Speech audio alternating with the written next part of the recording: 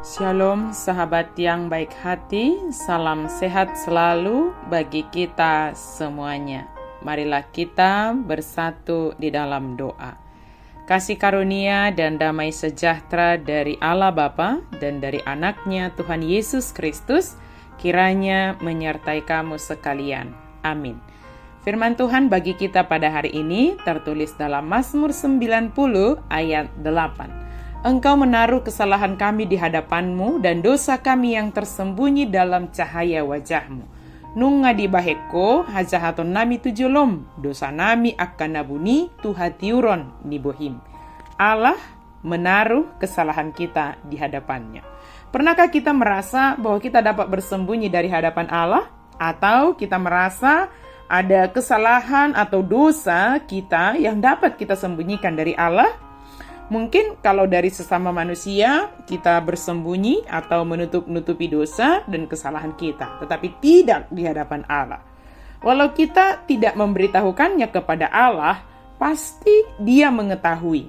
Tetapi Allah meminta kita untuk mengakui kesalahan, mengakui dosa kita di hadapan Allah. Sebab dengan mengakui dosa, artinya kita mengenali dosa, kesalahan yang kita lakukan itu. Kemudian kita menyadari hal tersebut mendukakan hati Tuhan. Dan tentunya Tuhan tidak menghendakinya. Nas firman Tuhan hari ini mengatakan bahwa Allah sendiri menaruh kesalahan kita di hadapan Allah. Dan dosa kita yang tersembunyi itu dalam cahaya wajahnya. Artinya bahwa semua itu terpampang nyata di hadapan Allah kita. Tidak bisa mengelak dan tidak bisa mengatakan bahwa kita tidak melakukannya. Dalam setiap kelemahan kita sebagai manusia, ingatlah kita memiliki Allah yang menjadi tempat perteduhan kita selama-lamanya. Dia sangat mengasihi kita. Dia adalah Allah yang tidak bergantung kepada waktu, sebab Dia adalah pemilik waktu. Allah kita adalah Allah yang kekal. Dialah yang awal dan yang akhir. Dia berkuasa atas waktu. Sementara kita manusia adalah makhluk yang lemah, yang bergantung sepenuhnya kepada sang pemilik waktu itu, yaitu Allah yang adalah gunung batu kita. Dia adalah Allah yang berkuasa atas kehidupan kita. Jika Allah telah menentukan waktu bagi seseorang di dunia ini, maka apapun yang diusahakan oleh manusia tidak akan dapat menghambat segala yang telah ditetapkan oleh Allah bagi kita. Allah yang menciptakan manusia dari debu tanah, Dia juga akan mengembalikan manusia itu menjadi debu tanah sesuai dengan ketetapan waktunya Tuhan dan kehendaknya Tuhan. Musa mengingatkan kita, Mazmur 90 ini adalah dikatakan yang berasal dari Musa. Diingatkan kepada kita bahwa 1000 tahun adalah seperti sehari untuk Tuhan. Allah tidak dibatasi oleh waktu. Adalah mudah menjadi takut ketika tahun-tahun berlalu dan dunia tidak menjadi lebih baik. Kita kadang-kadang bertanya-tanya, apakah Allah sanggup memandang masa depan? Akan tetapi, jangan beranggapan bahwa Allah memiliki keterbatasan seperti kita. Allah sepenuhnya tidak dibatasi oleh waktu, karena Dia kekal. Dan Dia adalah pemilik waktu. Mari bergantung hanya kepada Tuhan saja. Allah mengetahui semuanya, bahkan dosa-dosa kita. Dikatakan seolah-olah dosa-dosa itu dibeberkan di hadapannya. Dosa-dosa itu dibuat nyata di hadapannya. Menaruh dosa itu di hadapan Tuhan. Membuat kesalahan-kesalahan kita itu dalam cahaya wajahnya.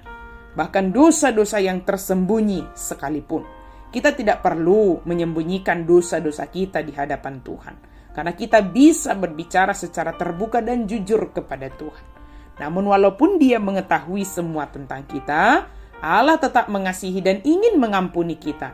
Ini seharusnya mendorong kita untuk datang kepada Tuhan. Dan bukannya membuat kita takut sehingga menyembunyikan dosa-dosa kita.